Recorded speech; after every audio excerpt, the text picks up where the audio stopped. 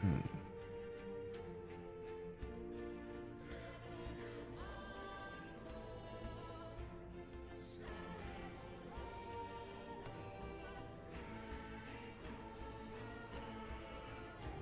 Hmm. Is going on?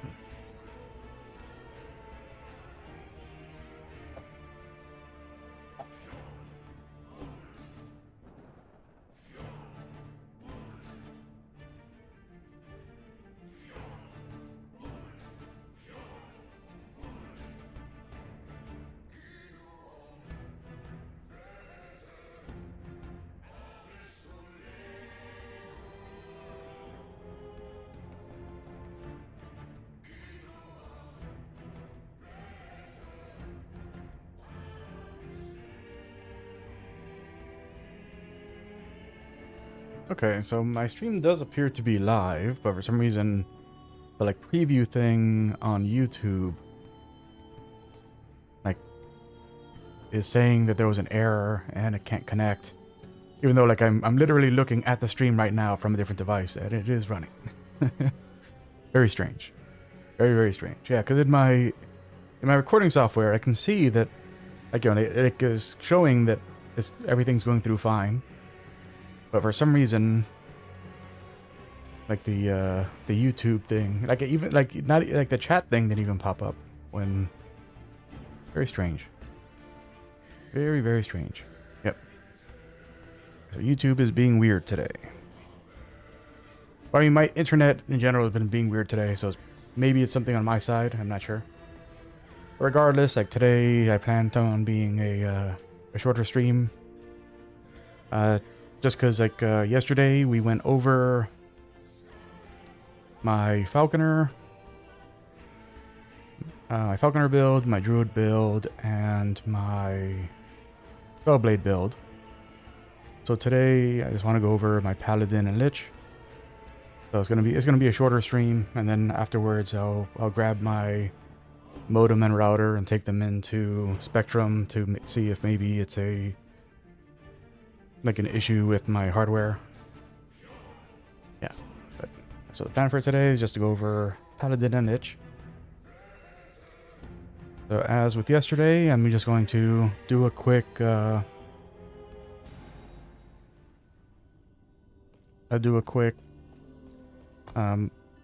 monolith run with the character, just to show how it works, and then like I'll explain like the build.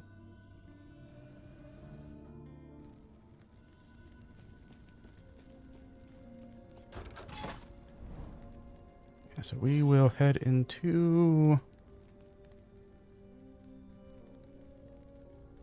Now let's go for glyphs. Maybe we'll get some despairs. I'm starting to run low on despair. Yeah, so this is a pretty simple build. As you can see, like, you know, I don't have a lot of health with this character, but don't really need it. Don't really need it.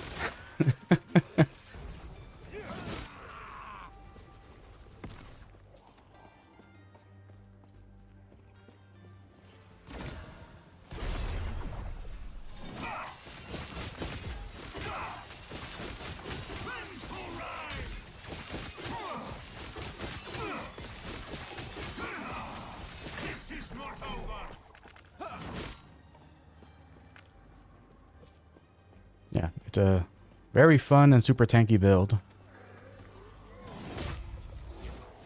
Like, you know, like the damage isn't like amazing or anything, but it gets the job done.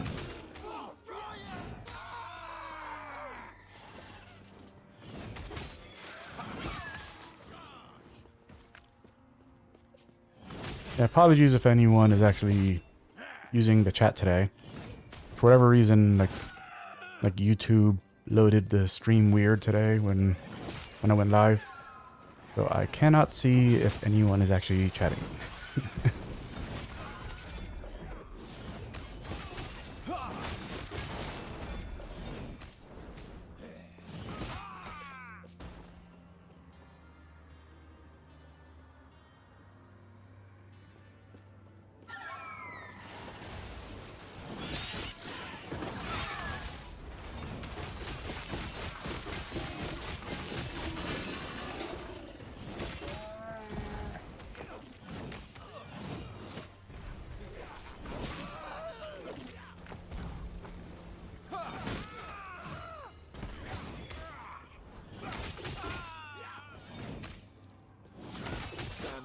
die.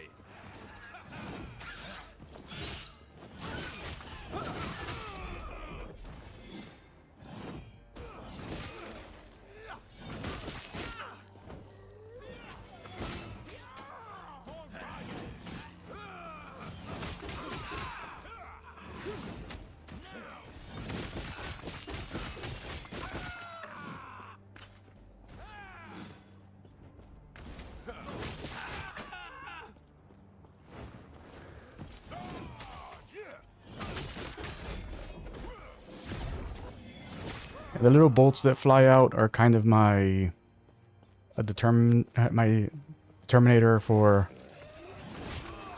like if the thing that I'm hitting requires me to actually run in.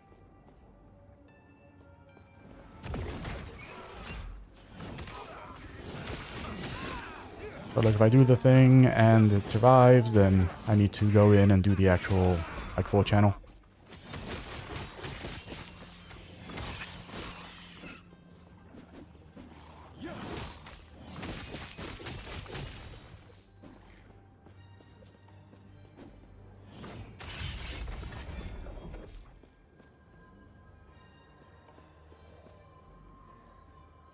Okay, nothing great. All right.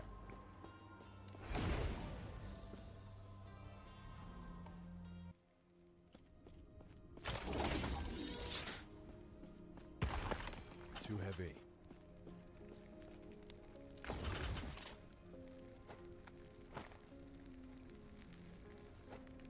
Yeah, like I'm still playing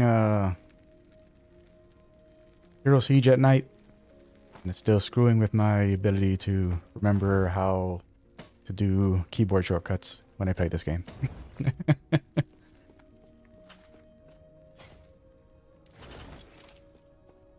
Alright. So now that we've seen like the build in action, let's talk about how the build works. So this is a spellcasting melee hybrid build for the Paladin. And essentially, like on the engine, I guess, for like the way that the build works is that, yeah, once again, like my keyboard shortcuts and my brain are all screwed up. Here we go.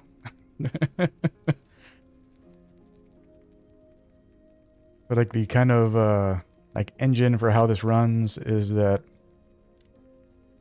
we are using Healing Hands, and in Healing Hands is this upgrade that turns Healing Hands into a damage spell, and then you can go and further invest in that to turn it into a melee damage attack, and then you can head over this way and turn it into a channeled spell. So by doing that, like you basically turn it into like a spin to win attack. And then by getting Divine Catalyst, you cast Divine Bolts whenever there are enemies nearby, and you heal yourself. And you're always healing yourself because we are comboing that with some experimental gauntlets, which have the affix that you are always draining 5% of your health for a ward. So basically, you're always replacing like some of your life with ward. So like this is always healing you, and so like you know, like it's always like you're always like getting that effect. It's a very cool combo that works very well. Like you do want to invest a little bit in health regen. You don't need a ton, but you do need at least some. Also, in the skill tree, I invested a little in getting a Holy Symbol. The Holy Symbol is just an additional block value that you... block value. It is an additional heal that you get when you block. So, like, having the extra source of healing is good for this, because like the healing that you get from Healing Hands is not a regular heal. Like it's a heal over time effect. which you're seeing here. And so like, you know, like having the additional like source of healing that goes, and like, you know, it goes a bit of a way for when you run into situations where there's an enemy who is doing a damage over time effect on you. Because against like actual hits, like I haven't really run into anything that's able to do hits that are able to bypass all of this ward regenerating. But if they're doing damage over time, then there does appear to be some bypass. And in those situations, that's when you want to have your extra ward. Or not ward. That's when you want to have that extra healing. And then, like with our aura, you know, that's going and getting us a little more healing on top of that.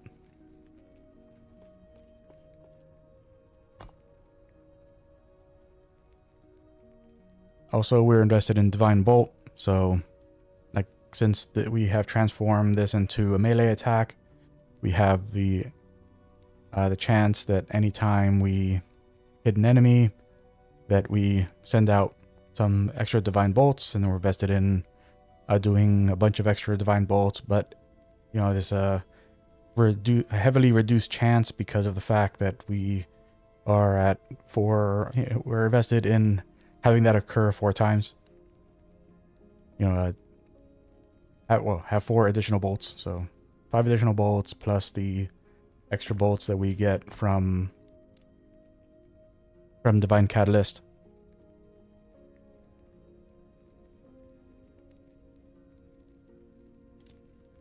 Sigils of Hope is being, what's the word? Reworked. It's being reworked in season 2. So like you weren't seeing me use this at all because, you know, like the issue with Sigils of Hope right now is that you have to go and manually cast them, and then like while they're up, like, you know, they have a chance to, like, if they're consumed by something, they have a chance to be recast because of the fact that I've invested in getting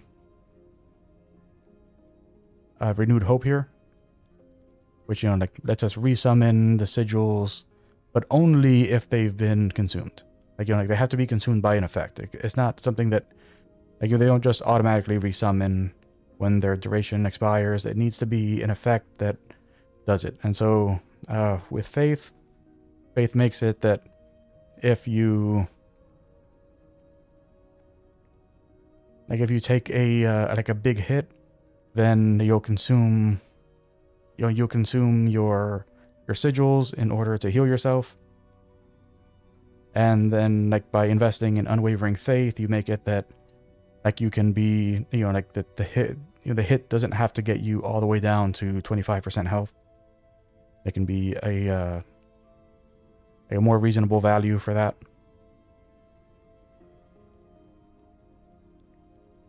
So by having, you know, by having it that in season 2 that these are being summoned on their own, that makes this a lot more viable, because, you know, like, you're not going to have to constantly think about, you know, oh, do I have my sigils up, like, you know, like in the middle of an encounter, which is the way it currently is.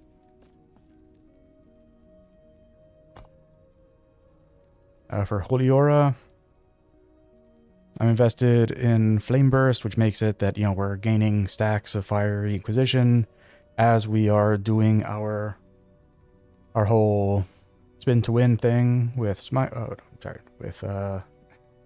Hands. And then, like, you know, when we build up enough of these stacks, then we do the Flame Burst, which, let's see, here we go. The Holy Flame Burst, which is a fire spell area attack that scales off attunement and healing effectiveness, I believe.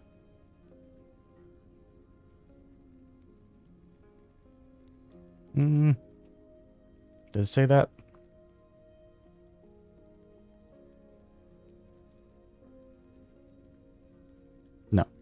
No, it doesn't say it scales off of healing effectiveness. There are certain things in Paladin that scale off healing effectiveness. I thought that was one of them, but I was wrong. But it also, like, we've also invested in Holy Aura to give us extra elemental resistances and endurance. So any time that we hit, that we activate the aura, like we get like a big bump to all of our stuff. We get a big bump to our health regen. We cleanse our ailments. We get more poison resist, and we have more healing effectiveness. And the reason that we're so heavily invested in healing effectiveness is that with healing hands, like the damage you do with this as a damaging skill scales off of your healing. So here we have extra spell damage per 20% healing effectiveness.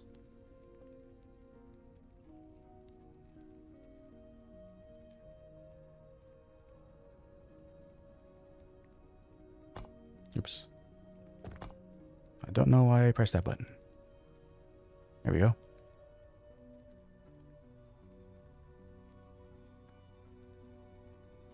Yeah, it doesn't say whether this scales off that at all.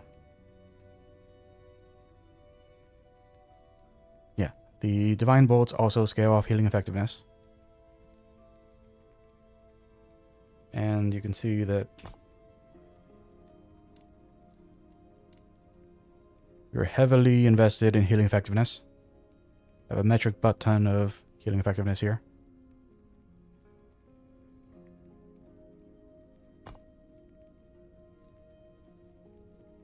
And the tree, again, like focused on getting as much attunement as I could.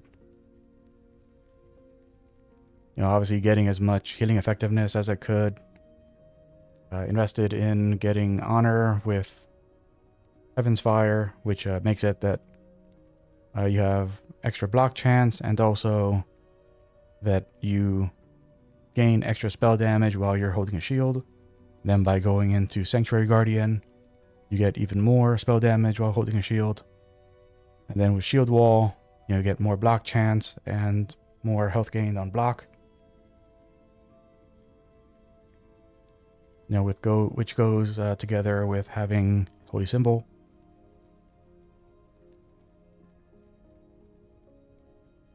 And then a little investment in Void Knight just for extra health and resistances.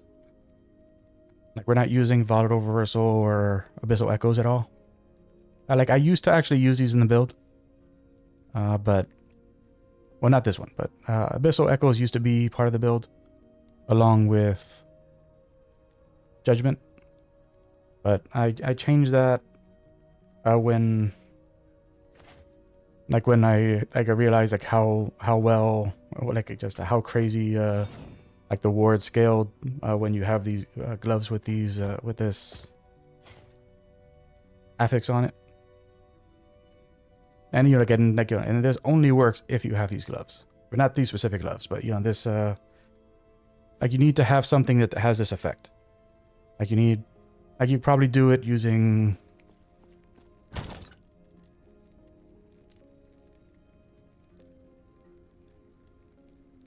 think it's a helmet.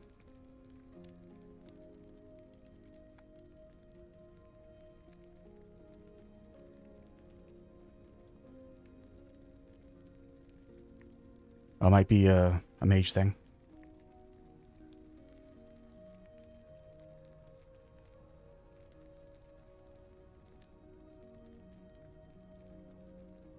No.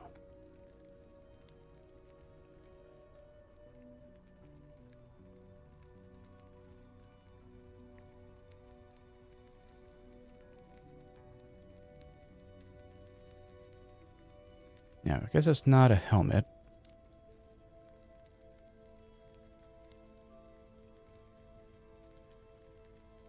Okay, there's the Shroud of Obscurity, but you have to be an Acolyte to wear that.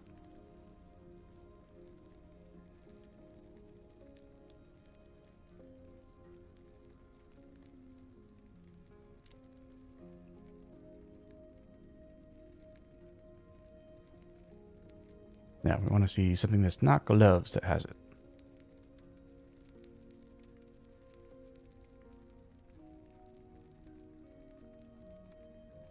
Okay, the last steps of the living also have it. I mean, it's way more dangerous, but oh. Yeah, the best you can get is 11%. Oh, 11% for the health loss and 15% for the ward gained.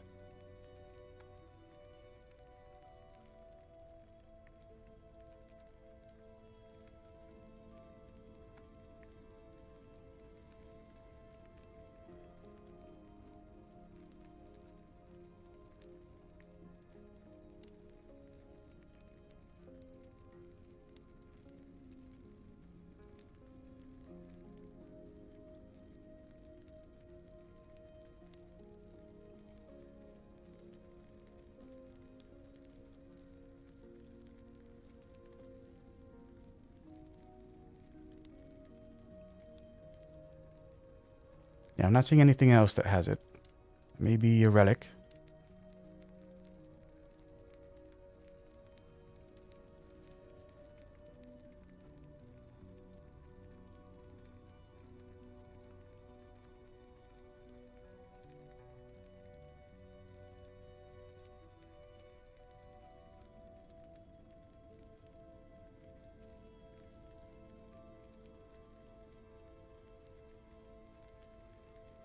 No. Yeah, so yeah, the only uniques that you can get health drain off of as a paladin, or you know, as a, because you know you don't need to be a paladin to use healing hands. Like healing hands, you know, you just gain access to. There we go. Healing hands just gain access to by putting 5 points into paladin.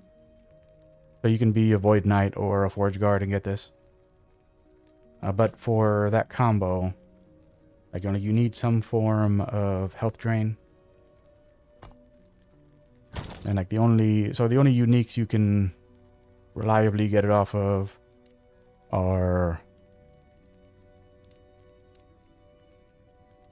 actually, did I check here?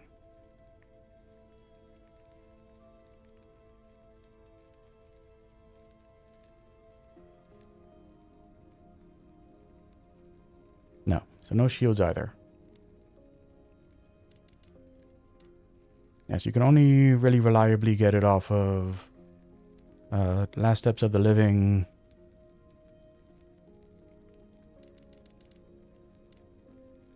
I thought there was something else, but I guess not.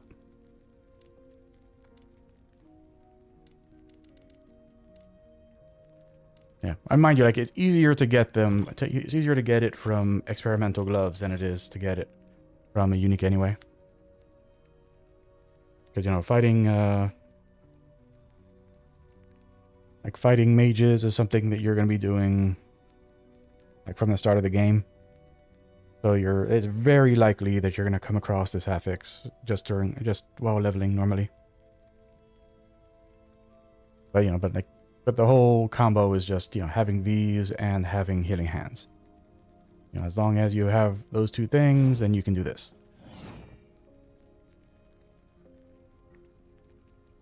Yeah, which makes you extremely tanky in every situation, except for damage over time. Like damage over time will eat through all of your defenses. So I probably like the best get for the gloves would be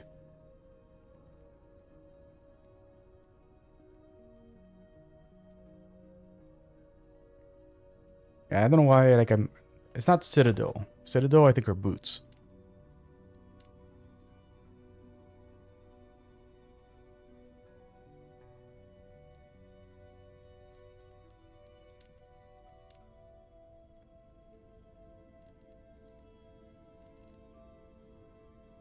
Eternal. Yeah. So eternal gauntlets are what you'd want. If you can manage to get these with that affix on it, which you know is obviously much higher level, but if you can get those with that affix on it, then that would probably be like the best in slot for this particular combo.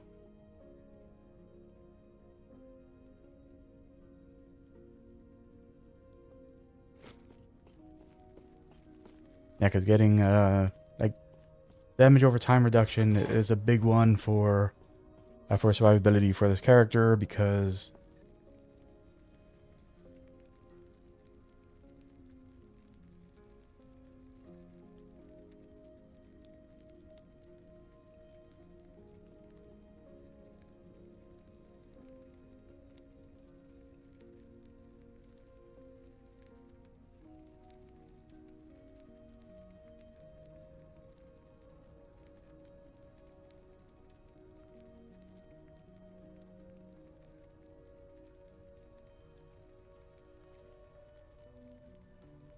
okay, looks like the stream might be back up.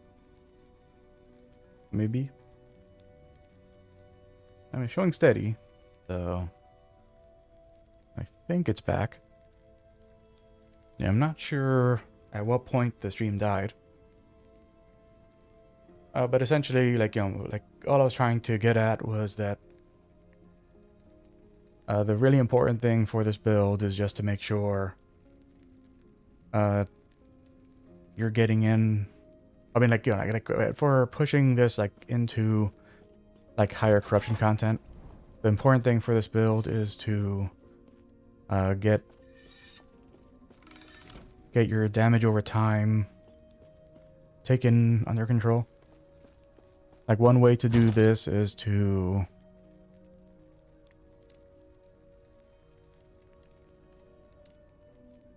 mind you, I don't know if you need to be part of that faction to use it.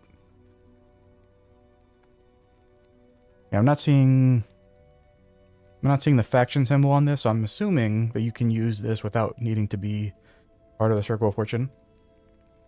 But with an Oracle's Amulet, like, that just inherently has less damage over time taken. So, so that's one source that you can use for reducing your damage over time taken. And then, as I mentioned, getting the Eternal Gauntlets, those will help as well. And as a...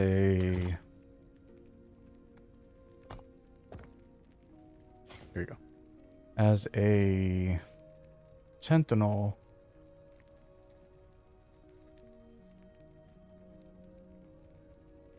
I think there's a... Let's see.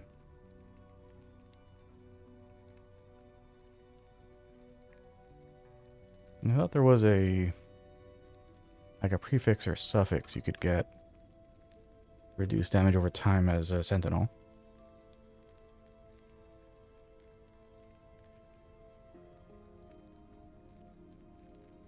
As for critical...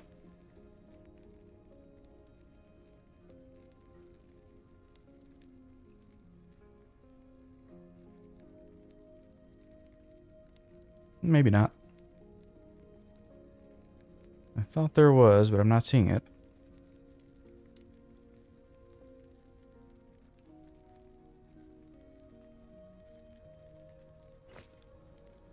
Well, I mean, I guess, like, depending on the type of damage over time it is. You have things like, I think I have one here.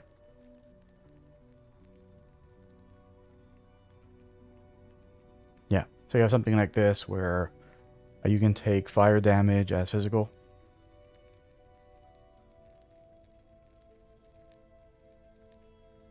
So getting something like that might be a way to also help out. With idols...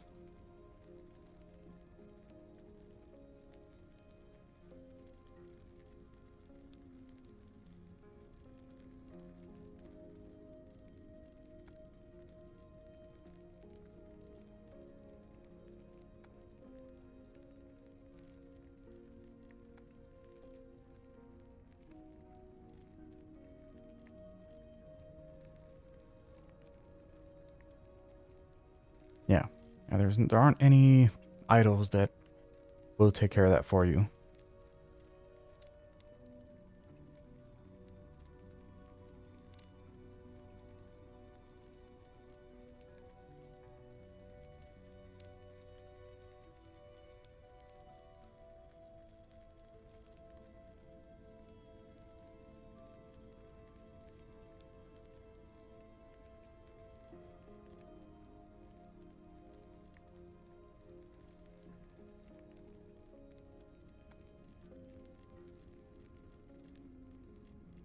Yeah, there definitely are not any affix shards for Sentinel that do that.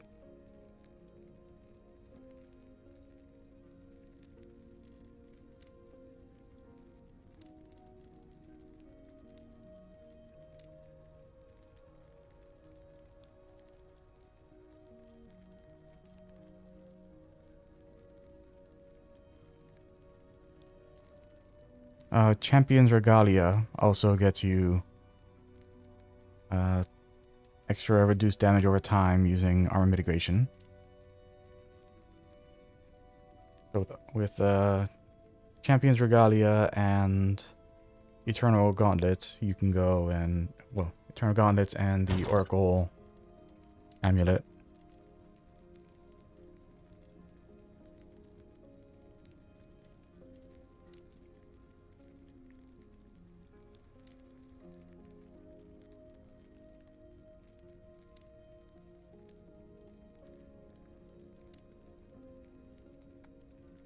There was one. And the Oracle Amulet. Like, comboing those would allow you to reduce damage over time taken by quite a bit.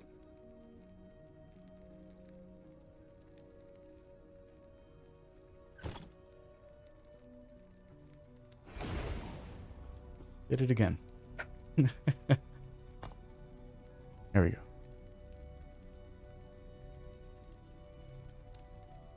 I'm not sure if there's any relics.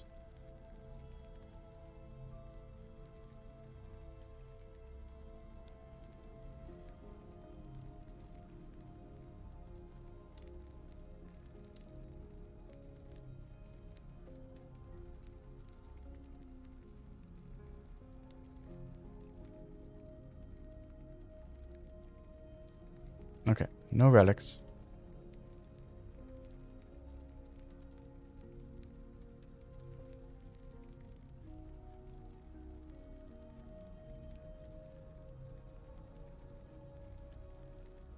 Yeah, so definitely no relics that will get you extra damage over time, reduced damage over time taken. Maybe a set bonus.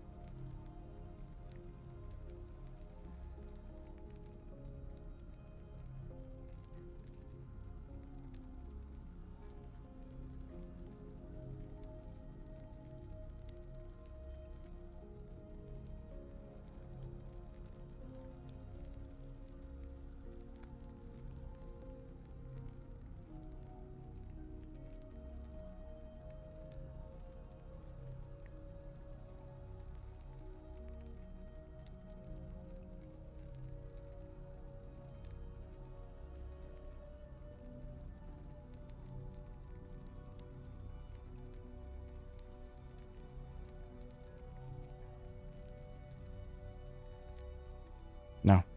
Yeah, so no set bonuses either.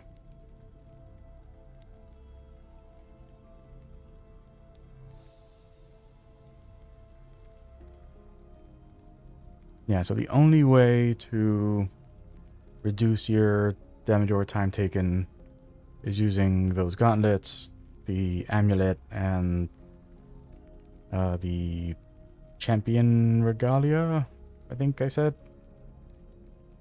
I forgot it already.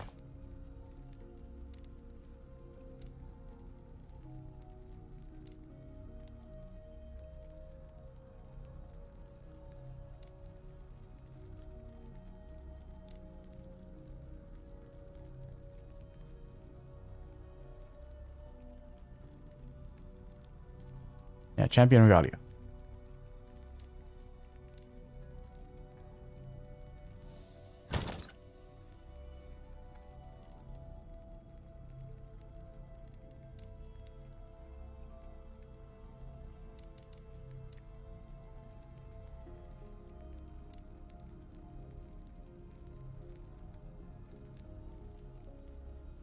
Yeah, this goes up to 20.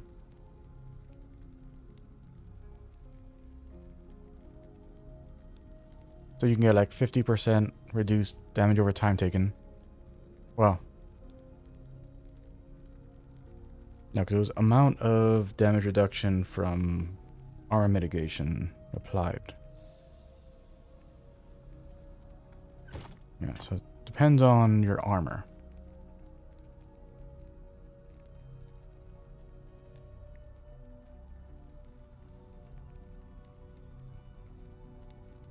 And let's look at the guide for armor.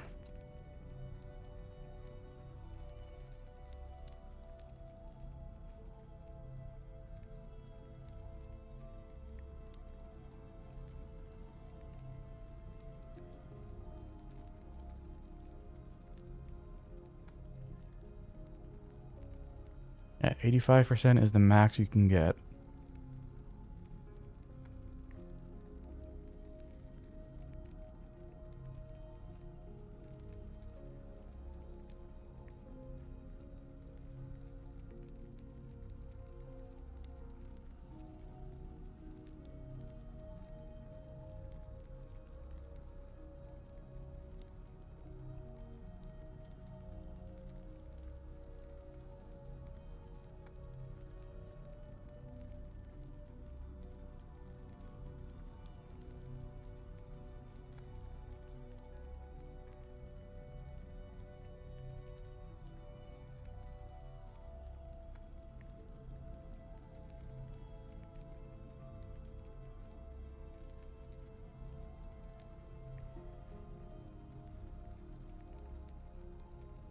Yeah, so looking at that,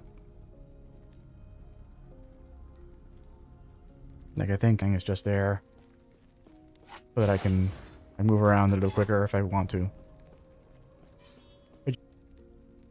Like this is a melee attack, so like you want an extra source of melee damage, then the extra healing effectiveness for all of the extra damage from the bolts.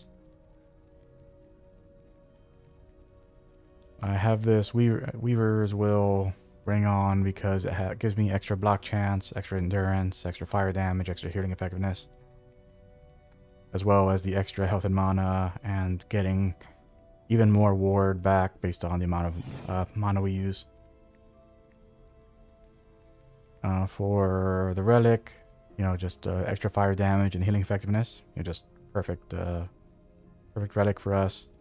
Then this one I rolled attunement and extra healing effectiveness. Like, you know, like obviously I would want a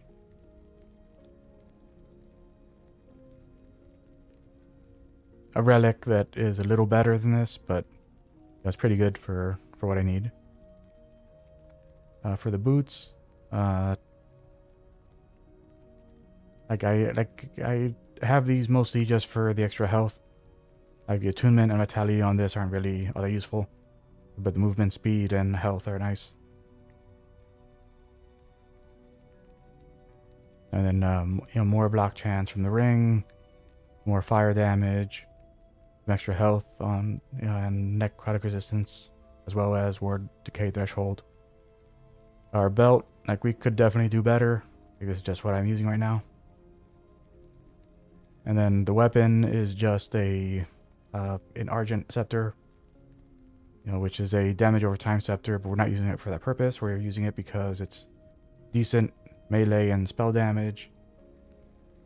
And this one also happens to have fire penetration, fire damage, and the mana and mana gained as ward affixes on them.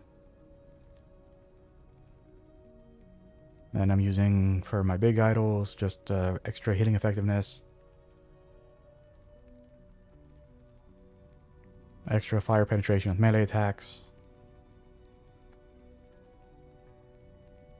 trying to stack as much vitality, buff regen, and defenses as I can.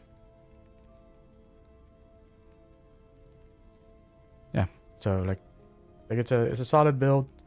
It's definitely one that like no matter what changes they make in season 2, this will be a solid character to play. And so next up, we're going to look at my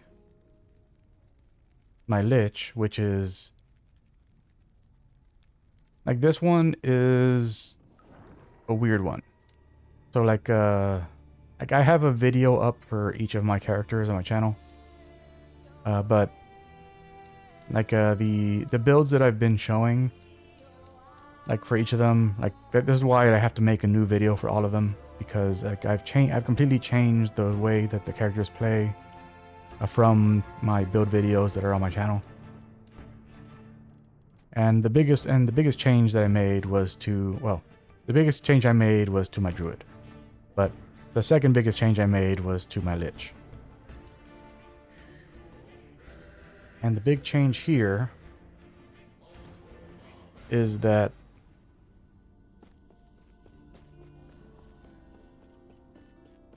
like I pretty much like leveled like the whole game. Well, as soon as like I had access to my lich skills, I pretty much like leveled the whole game using Drain Knife. But like we are no longer using Drain Knife in this build. Let's go. Here's a fire.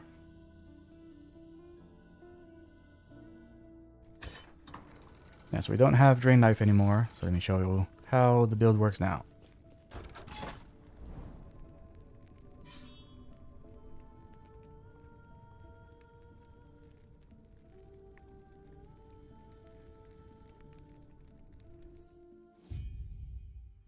Big important thing to note. Oh, what did I do? Did I pick the... I picked the quest thing. I did this yesterday too. I don't know why I keep doing this. I keep like instinctively hitting the quest thing. But like an important thing to note, like even though we have the Lich form thing, you're not invested in the Lich form. You do not, like, you know, like this form is not part of the build. Like the form is there specifically because I wanted a movement skill in the build, and like that was like, so it was either like, you know, use that or use what's it called?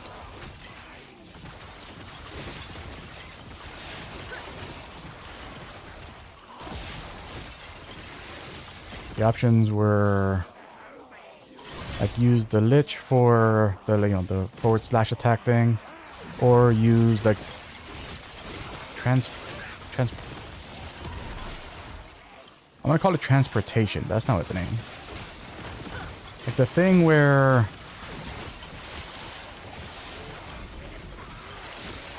why can't I think of what like, you know, like the one where like, you know, you like switch places with like a clone or something, and then like, or a corpse, and then like you like exploded or something. I forget the name, but whatever that's called, like it was like, you know, it was either that or the Lich thing. And now I'm playing a Lich, so I was like, it's more thematic if I do this. But yeah, but like we're not actually using Reaper form for anything for anything other than the movement skill. Oh, and the fact that like it gives us like a little bit of an extra health buffer. Not a big one, but a little bit of a health buffer. Yeah. I hadn't had my aura on this whole time. Yeah, the aura is important.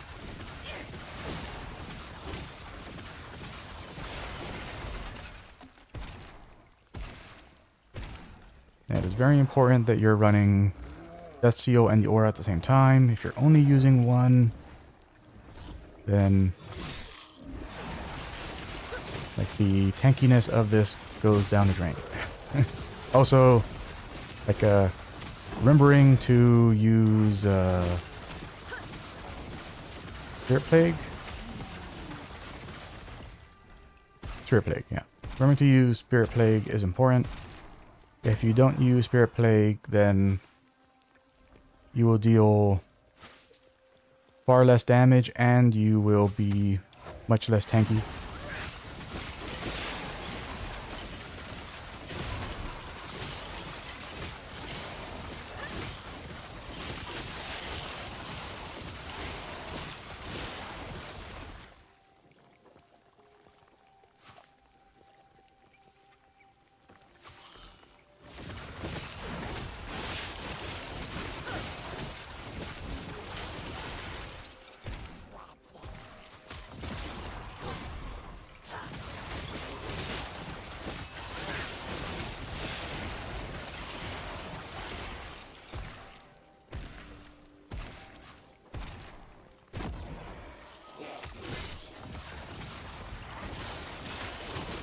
Yeah. I mean, you are going to notice that like I'm not practicing what I preach a lot of the time here. And that's because I have a brain that doesn't work. My brain is essentially non-functional most of the time. So I'll pretty much always just be holding down the button and forgetting about pressing Spirit Plague or any of my other stuff. Just how it is.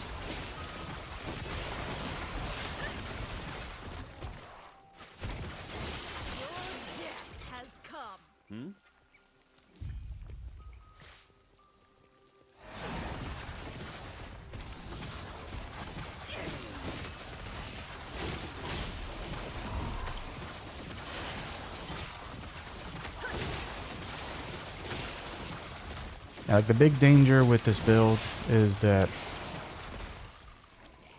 like particularly, like with the like using Reaper form as part of the build, is that like with Reaper form, like when you lose that like little health buffer in Reaper form, then you also like it also cancels out your it automatically cancels out your Death Seal. And if Death Seal is not on, then you can get in big trouble with this build.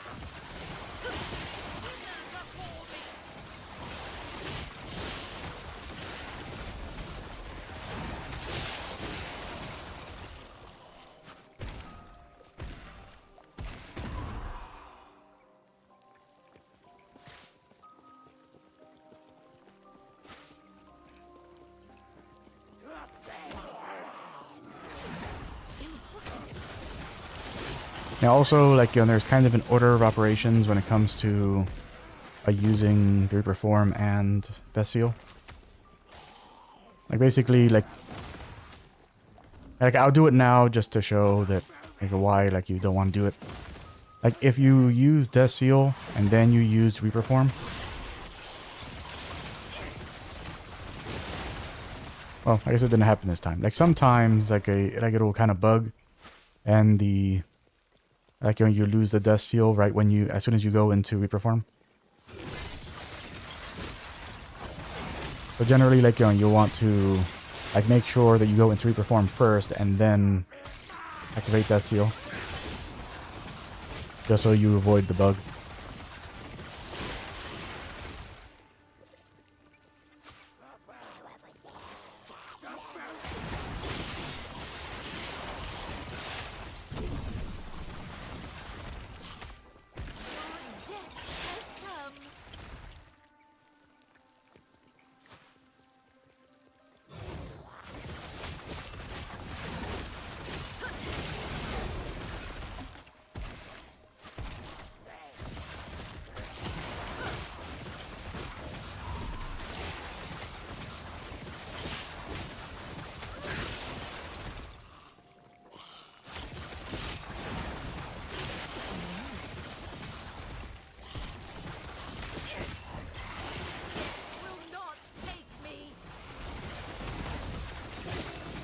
For this build, like, you generally want to have a lot more health than what I have.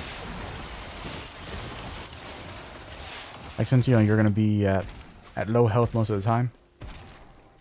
But, again, at this level of content, like, it's not that big of a deal.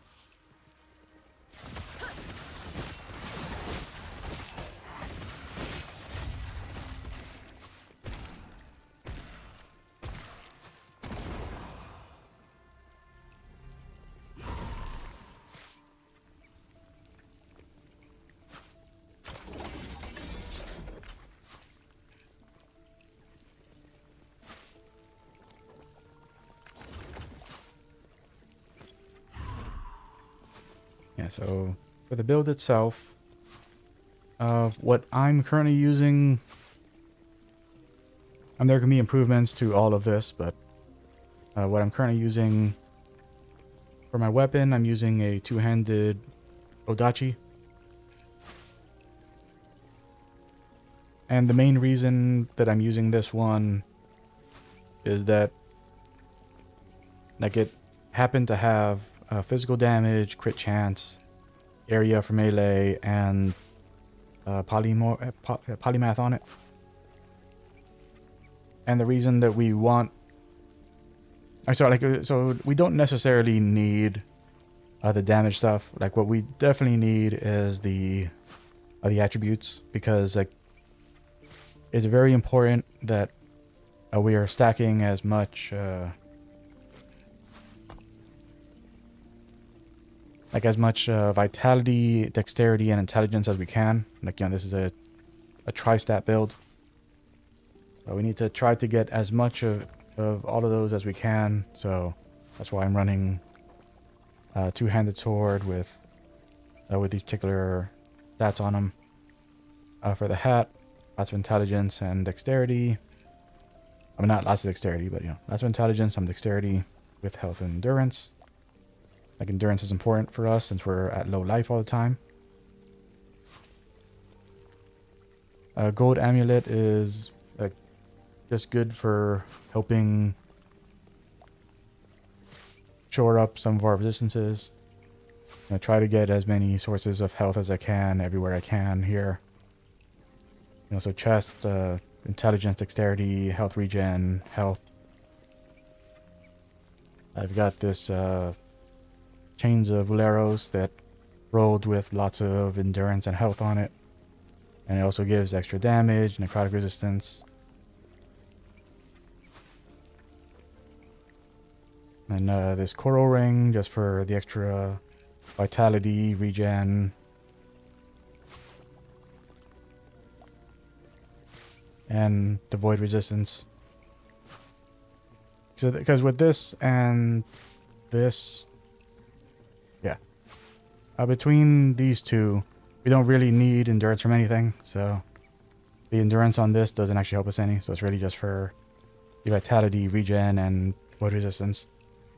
And the coral ring, we're using this for the intelligence and the resistances and health regen, as well as gives us extra vitality, dexterity, and intelligence. And more intelligence on the gloves with extra endurance threshold and melee attack. Then this Ambitions of the Erased rolled with +1 to harvest, which is our main kind of our main skill. Also gives us some extra melee damage, more endurance threshold, +1 to acolyte skills. Then these exalted boots give us extra health, extra armor, resistances, movement speed, vitality. For our idols, we have one for just extra health and crit chance. We have a little ward retention, which, you know, we're not really using ward at all. Extra poison damage while the Aura of Decay is active. More bleed chance, more health regen, poison chance, more bleed chance, extra poison damage. Which we're actually not. So like the aura itself only does kind of like some poison damage. It's not like a huge amount, but I get like the reason why we're invested there is because we're not invested anywhere else for that.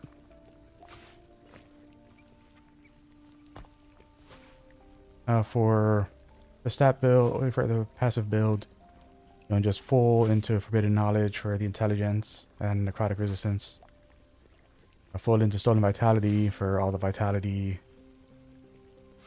Then Crimson Gluttony for like to reduce the amount of health drain from sources of health drain and increase health regen. In Necromancer, we took Elixir of Hunger, so we get more health. And then Hunger makes it that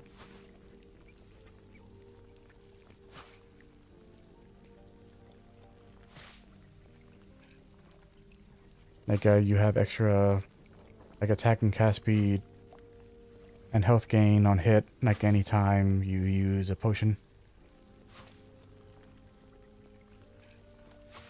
In Warlock, we went full decay for the extra damage over time, extra health.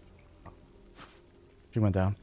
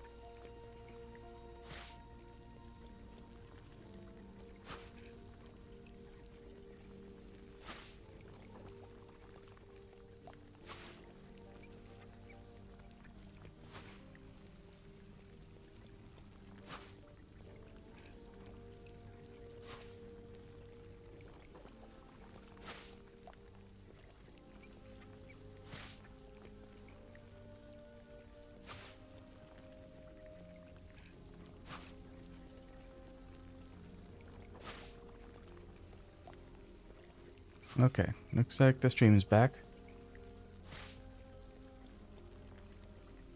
So for Spiteful Decay, the reason for this is it gives us extra health, makes it that we have extra damage over time. And also when we curse an enemy, they take more damage over time. But the primary reason for this, while those things are all nice to have, we are using Chaos Bolts as our primary skill, which I'll go into later. Then for Lich Mastery, getting intelligence, getting extra health, extra damage, extra crit chance and attack speed, reducing any health drain effects, which isn't as useful now. I mean, it still plays a purpose that we'll see, but it was more useful when I had Life Drain in the build.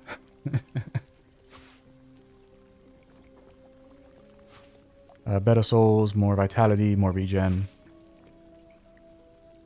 Ageless Aesthetic for more attack speed, more move speed. Make it that we have extra damage, leeches health on hit. And then Soul Maw, more damage, leeches health, and increased health leech.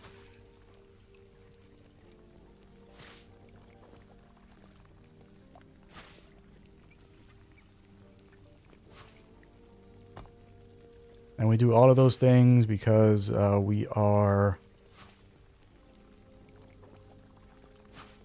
Actually, the thing I'm about to talk about may also be here. Oh, yeah. So, this one at the very start here is a really big part of where our damage comes from. Because with Dance with Death, we have... that damage bonus we're seeing there, but it's tripled when we're at low life. And since we're basically always at low life, we have an extra 120% just damage bonus at all times just from that. And then all of our leech effects, while this gives us extra health and spell damage leeches health, by getting Hollow Lich, we make it that all of our health leech gets turned into extra damage. We just have like a, at 10 times the value of the leech. But we can see that, like, while like our damage bonuses aren't anything too crazy, as soon as we turn on our death seal, like, all of our bonuses go up very high. So we have a very large damage bonus whenever we're at low life.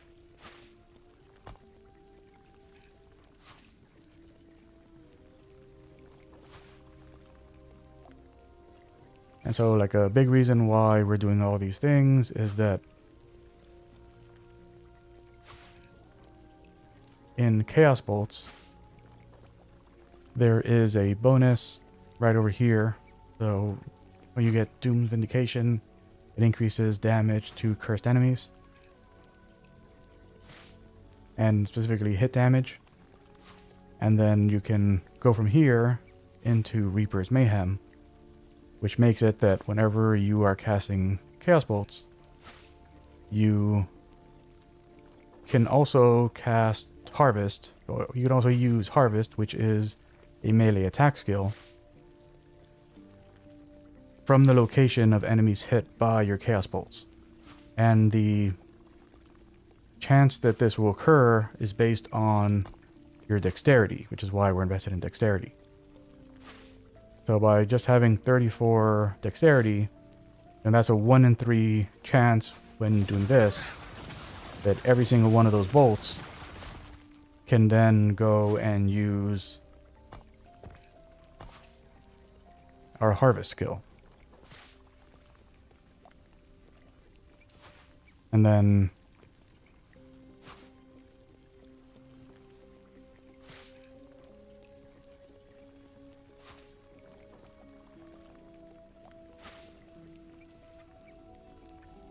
oh, here it is. And then with Destructive Intensity, whenever, like, you hit an enemy with your Chaos Bolts, you also improve your critical strike chance.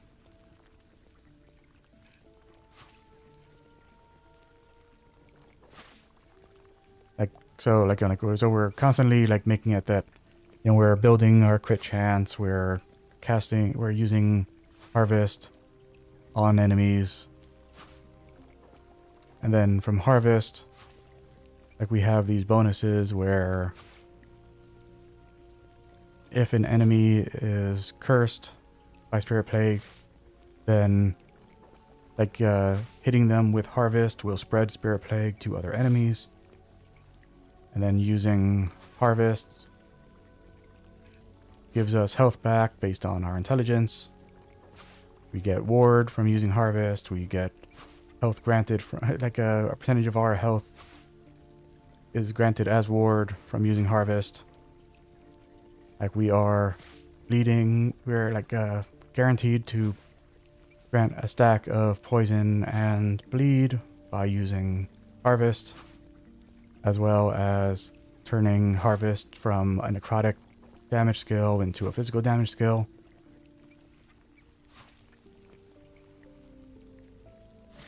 And it deals more damage to cursed enemies. And Spirit Plague is our curse that we're using to set all that other stuff off. Spirit Plague also making it that we're giving enemies even more stacks of poison and bleed, as well as making it that we have higher chance to cause bleed against enemies inflicted by Spirit Plague, and also slow enemies, and increase our global damage over time against them with a stacking effect. So, so, like, very, very cool synergy between these three skills here. Then Aura of Decay and a Death Seal are kind of our tank setup. So Aura of Decay makes it that we're, like, when we are low health, we're constantly healing a percentage of that health. Okay, so I'm sorry. So like the aura itself makes it that you recover a percentage of your missing health. And since we're always on low health, the amount we're recovering is a very large amount of health. And then we take less damage from poison. We reduce the poison resistance of enemies around us. Like we're constantly firing off little poison bolts at nearby enemies. Like we further reduce enemy poison resistance based on our intelligence, but also reduce our own poison resistance based on intelligence, which is why our poison resist is undercapped, even though, you know, like technically we have, like we should, oh, I'm not sure if we are actually overcapped if we turn that off. Negative vitality, we got 39. And then in the tree, that's necrotic.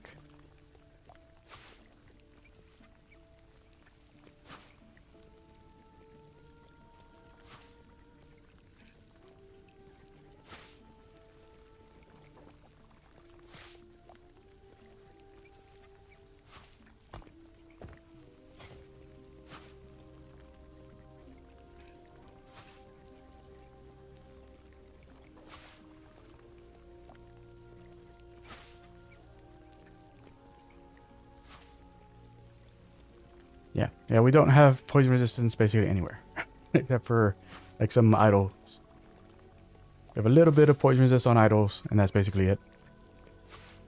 So, yeah, so that's my bad on that. Like blessings,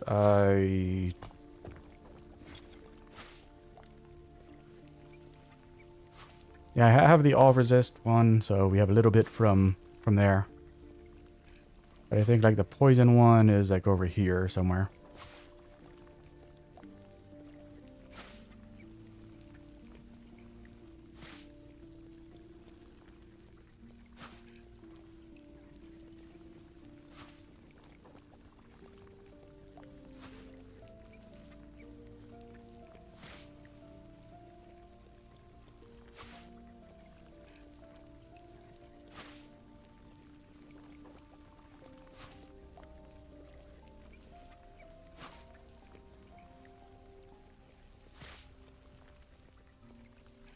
Yeah, so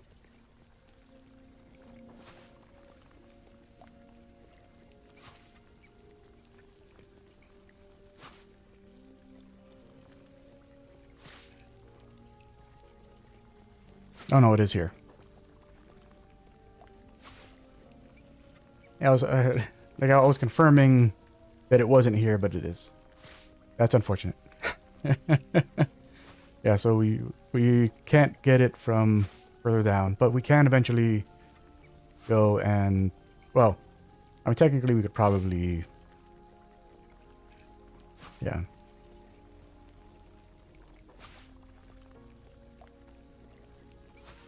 We'd only get 13% from the grand version. It'd be a little bit more poison resist, but anyway, like that's why like we're kind of invested in intelligence to our detriment, but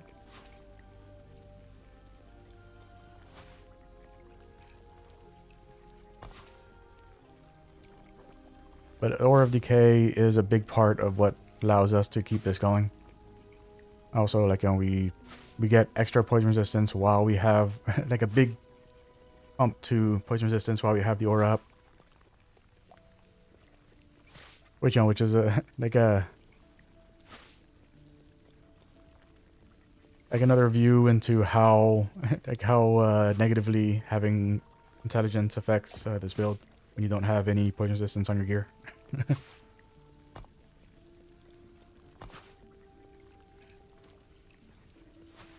And then for Death Seal, like you don't really have to go into Mortal Pulse. Like Mortal Pulse is just like, you know, it's another source of damage. But you don't have to have it because, you know, it's based on the amount of missing health you have. So, you know, so you could just like not have the extra wave.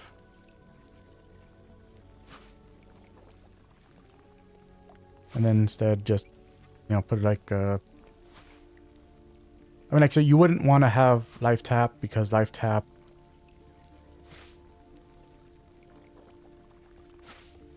because the purpose of life tap is to make it that like you're less likely to kill yourself using Death Seal. But like if you had life tap on, then there are situations where it would just turn it off when you wouldn't want it to turn off, because like if like because of how much health you heal from War of Decay, like you kind of like super regen like when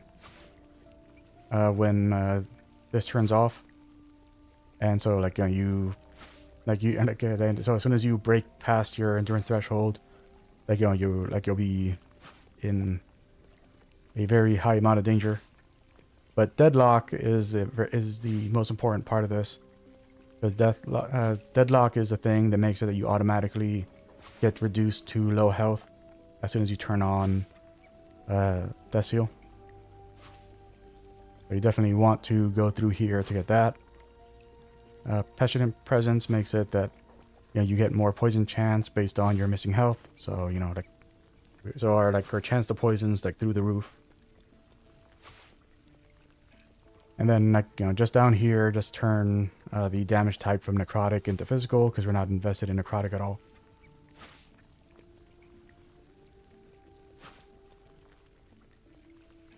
And then make it that we can't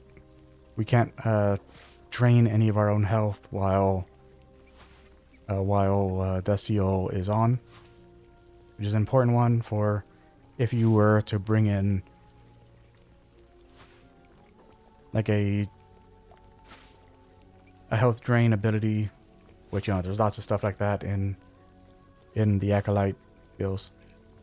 If you wanted to like move something around in here and exchange it with something that caused a drain effect, then you could still do the low life thing and not have it affect you. Transplant, that's what it's called. This is the other movement skill that I kept forgetting the name of. Yeah. So like I use Reperform as my movement skill.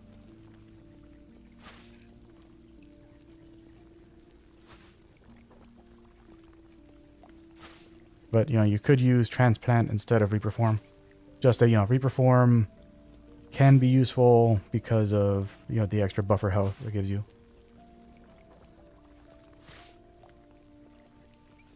But it's the buffer health from Reperform is a double-edged sword, because while you are in Reperform, you are also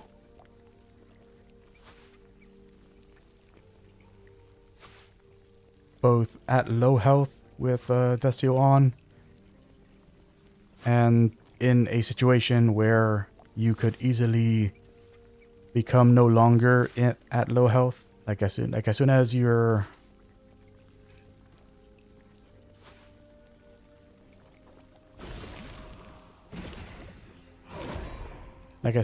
buffer health runs out,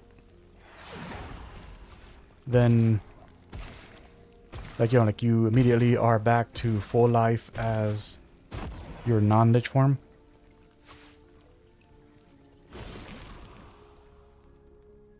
Yeah, so turn off the aura, so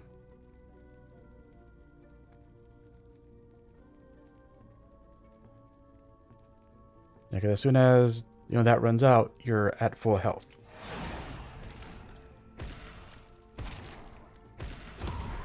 Which goes and it turns off your Death Seal, and it puts you in a situation where you're no longer at your endurance threshold.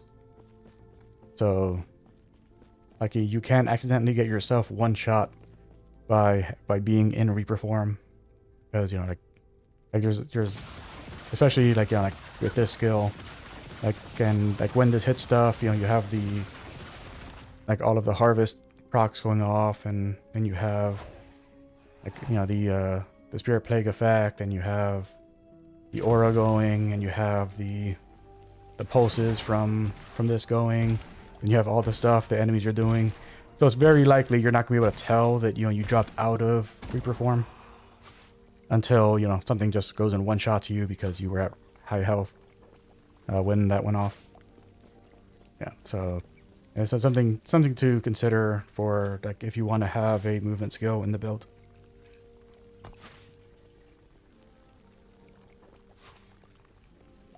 Yeah, so I think I've gone over everything that makes the build work.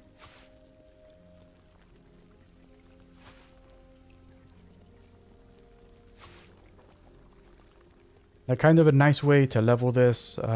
So before, like I went and so I actually didn't switch over to Chaos Bolts until this character was like level 76 or something. I forget exactly when I did it, but like in like the mid 70s, like I switched this character over to Chaos Bolts because like I was investing in the Warlock tree just to get these bonuses. And then when I unlocked the skill, I was like, let me take a look at Chaos Bolts just to make sure it's something that doesn't actually vibe with my build. And then as soon as I saw this, I was like, God damn it. I should have been using this all along. I'm a fool. Because prior to that, I was actually using Harvest directly. And then, like, you know, like, so basically I would use Drain Life as a poison skill. So you go through here and you get Virulence, which turns it from necrotic into poison. However, it no longer heals you. So like, you know, no base health leech.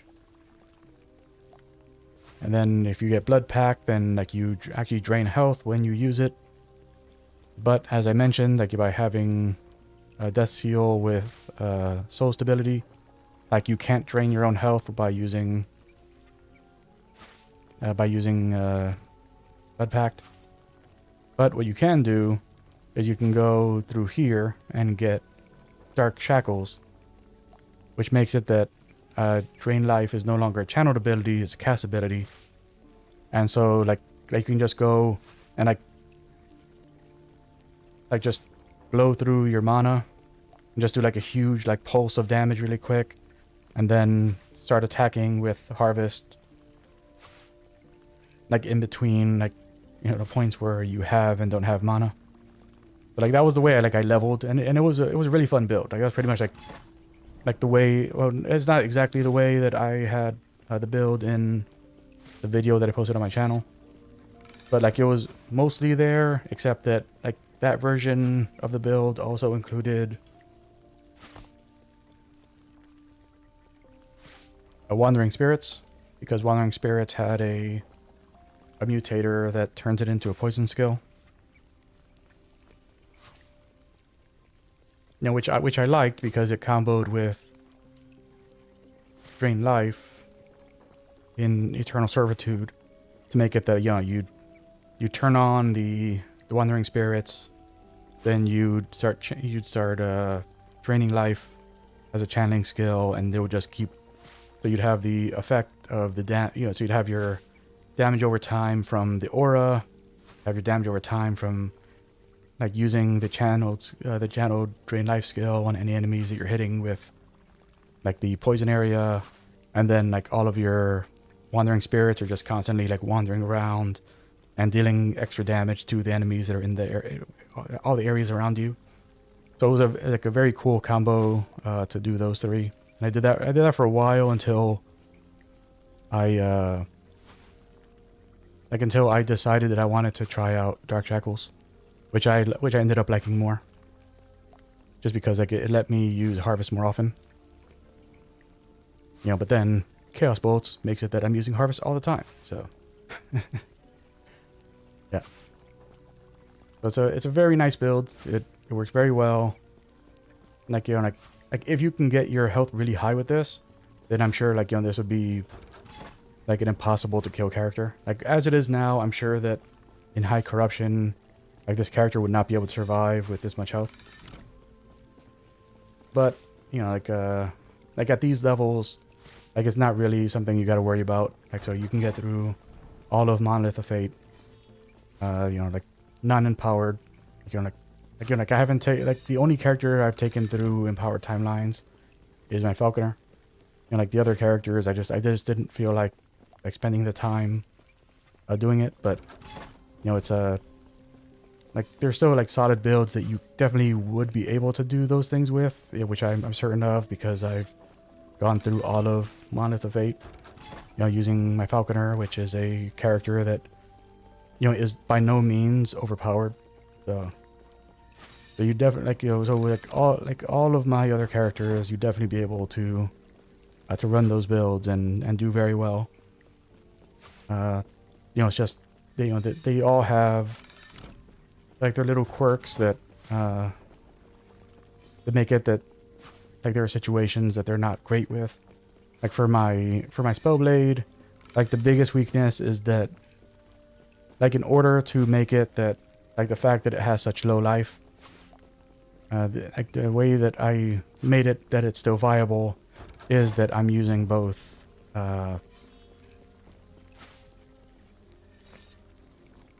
Focus and Flame Ward. Yeah, those are the two. Using both Focus and Flame Ward.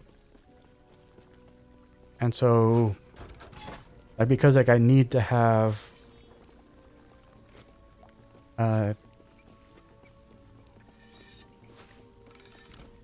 Enchanted Weapon,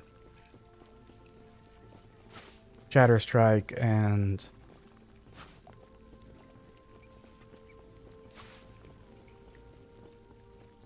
Flame Wave? I can't remember the name. Like whatever the main skill is that I use for that build. Like because I have to have all those things on the bar. Like, you know, like I can't have a movement skill. Which, you know, like for that character, like, you know, like it needs a movement skill, but I just like I can't afford to not have any of the things that are in the build not on the bar. So that's what, like, that's like the main thing keeping that character down. For my druid, the thing keeping that one down is that, like, there are potentially bug interactions with how retaliation works. I'm actually not sure.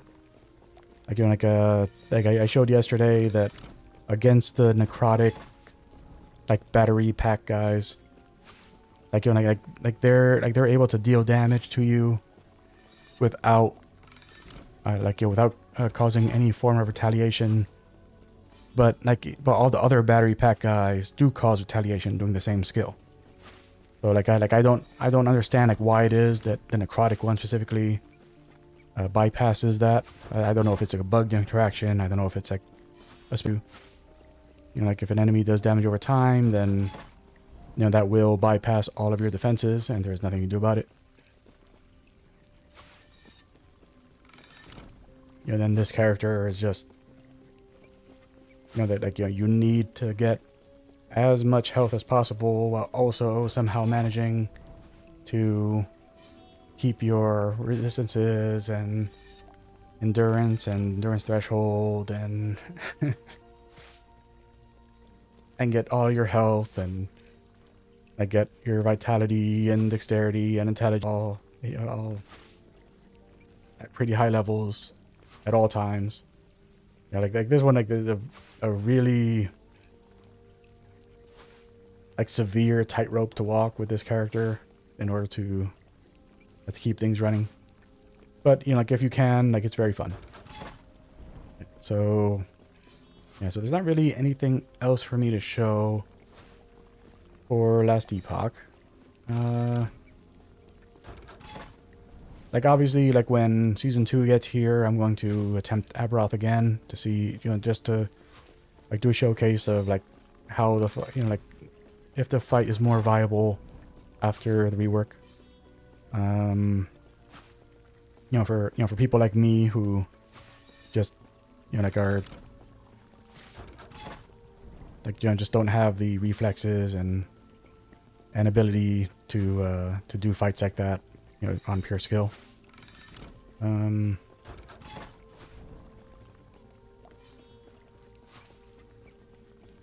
Yeah, aside from that, like I think that my next few streams are probably going to be a Hero Siege, just because you can do with all of the skills in the game now. So I want to see all of them, and I want to see all of them, And I, you know, like I'm the kind of person who, like, I don't like to like go to like third party, you know, use third party tools and stuff to like to get that kind of information. Like I prefer to.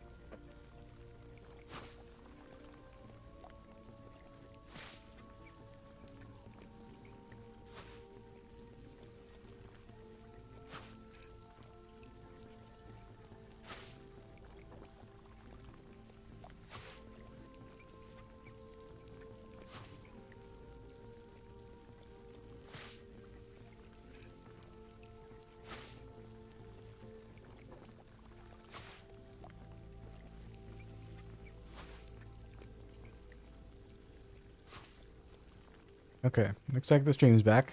Yeah, I have no idea how long ago it went down. I'm gonna end the stream now, and I'm just gonna grab my modem and router and go straight to my service provider and like have them check them to see if like there's something wrong with them. And that's why I've been having all these stream issues for basically since I started streaming. Because I was thinking for a bit now that like the issue I was having had something to do with like my area. You know, like there was like something like with like the node in my area that was being affected by like environmental things, like, you know, like when the sun is high, like it was like overheating the node box or something. Like because like it was always like around noon is when like I would be seeing like these weird issues that I was never seeing for all the time that I've had this provider for. But you know, but I was never using my internet to do something like this for all those years that you have had them. So maybe this has always been an issue, and I don't know. Anyways, so I'm gonna sign off here. Thanks everybody for stopping by and checking me out. If you're enjoying the stream, I appreciate doing YouTube stuff. Like, comment, subscribe. Until next time, Victus, Vibes and Amaris, and bye.